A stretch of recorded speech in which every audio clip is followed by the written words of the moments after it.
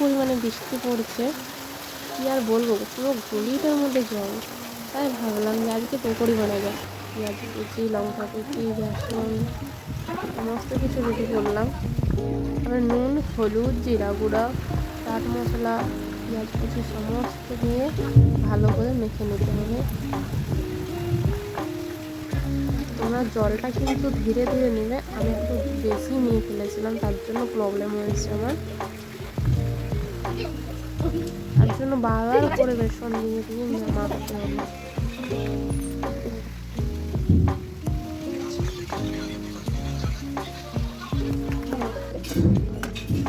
তার মধ্যে কড়াইটা চাপিয়ে দিলাম গ্যাসের মধ্যে, আর একটু বেকিং সোডা দিয়ে দিলাম যাতে জিনিসটা দিতে হবে। তার মধ্যে আমি ভুলবশত সরষার তেল দিয়ে দিয়েছিলাম, তারপরে রিফাইন তেল দিলাম,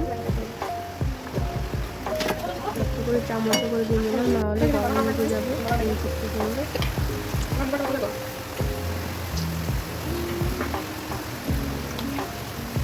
বৃষ্টির মধ্যে পকোড়ি হবে না তাই কখনো হয়? কখনো বানানো।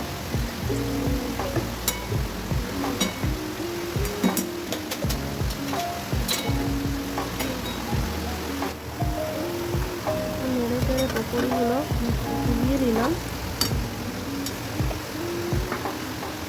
না, আমার পকোড়ি রেডি।